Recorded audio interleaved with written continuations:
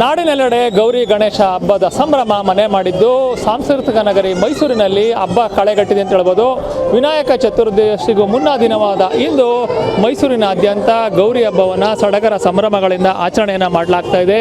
ಅದರಲ್ಲೂ ವಿಶೇಷವಾಗಿ ಮಹಿಳೆಯರು ಗೌರಿ ಮಾತೆಯ ಒಂದು ವಿಶೇಷ ಪೂಜಾ ಕೈಂಕರ್ಯದಲ್ಲಿ ಭಾಗಿಯಾಗಿರುವ ಒಂದು ಕಾರಣದಿಂದಾಗಿ ಮೈಸೂರಿನ ಪ್ರಮುಖ ದೇಗುಲಗಳ ಆವರಣದಲ್ಲಿ ಗೌರಿ ಮೂರ್ತಿಯ ಒಂದು ಪ್ರತಿಷ್ಠಾಪನೆಯನ್ನು ಮಾಡಲಾಗಿದೆ. ಈ ಒಂದು ಗೌರಿ ಮೂರ್ತಿಗೆ ಮಹಿಳೆಯರು, ಮಕ್ಕಳು ಹೆಚ್ಚಿನ ಸಂಖ್ಯೆಯಲ್ಲಿ ಆಗಮಿಸಿ ವಿಶೇಷ ಪೂಜೆಯನ್ನು ಸಲ್ಲಿಸ್ತಾ ಇದ್ದಾರೆ.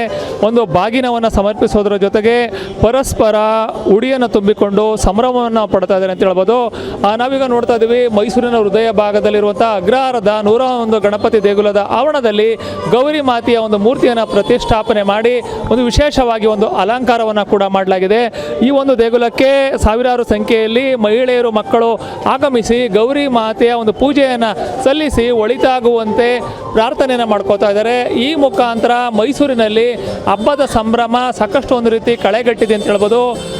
ವಿನಾಯಕ ಚತುರ್ಥಿ ಅಂದರೆ ಗಣಪತಿ ಹಬ್ಬಕ್ಕೂ ಮುನ್ನ ದಿನವಾದ ಇಂದು ಈ ಹಬ್ಬವನ್ನು ಆಚರಣೆ ಮಾಡ್ತಿರೋ ಒಂದು ಹಿನ್ನೆಲೆಯಲ್ಲಿ ಸಾಂಸ್ಕೃತಿಕ ನಗರದ ಒಂದು ದೇಗುಲಗಳಲ್ಲಿ ಒಂದು ಹಬ್ಬದ ಸಂಭ್ರಮ ಮನೆ ಮಾಡಿದೆ ಅಂತ ಹೇಳ್ಬೋದು. ಇನ್ನು ಮಹಿಳೆಯರು ನಾವು ನೋಡ್ತಾ ಇದ್ದೀವಿ, ಒಂದು ಬಿದಿರಿನ ಮರದಿಂದ ಮಾಡಿರುವಂತಹ ಒಂದು ಬಾಗಿನವನ್ನು ಒಂದು ಸಮರ್ಪಣೆ ಮಾಡೋದಕ್ಕೂ ಕೂಡ ಇಲ್ಲಿ ಮುಂದಾಗಿದ್ದಾರೆ ಅಂತ ಹೇಳ್ಬೋದು. ಒಟ್ಟಾರೆಯಾಗಿ ಅರಮನೆ ನಗರಿ ಮೈಸೂರಿನಲ್ಲಿ ಗೌರಿ ಹಬ್ಬ ಸಾಕಷ್ಟು ಒಂದು ರೀತಿ ಸಡಗರ ಸಂಭ್ರಮಗಳ ನಡುವೆ ಆಚರಣೆಯನ್ನು ಮಾಡ್ತಾ ಇದ್ದಾರೆ ಅಂತ ಹೇಳ್ಬೋದು.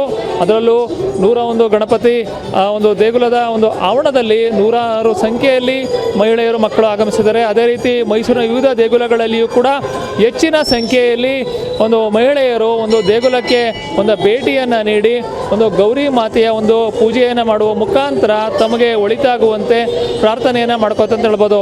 ನಾಳೆಯಾಗಿ ಒಂದು ಗಣೇಶ ಹಬ್ಬಕ್ಕೂ ಮುನ್ನ ದಿನ ಒಂದು ಆಚರಣೆ ಮಾಡುವಂತಹ ಗೌರಿ ಹಬ್ಬ ಮೈಸೂರಿನಲ್ಲಿ ಸಾಕಷ್ಟು ಸಡಗರ ಸಂಭ್ರಮಗಳ ನಡುವೆ ಆಚರಣೆಗೊಳ್ತದೆ ಅಂತ ಹೇಳ್ಬೋದು. ಕ್ಯಾಮ್ರಾ ಪರ್ಸನ್ ಅರ್ಜುನ್ ಜೊತೆ ರಂಗಸ್ವಾಮಿ, ಪ್ರತಿನಿಧಿ ನ್ಯೂಸ್, ಮೈಸೂರು.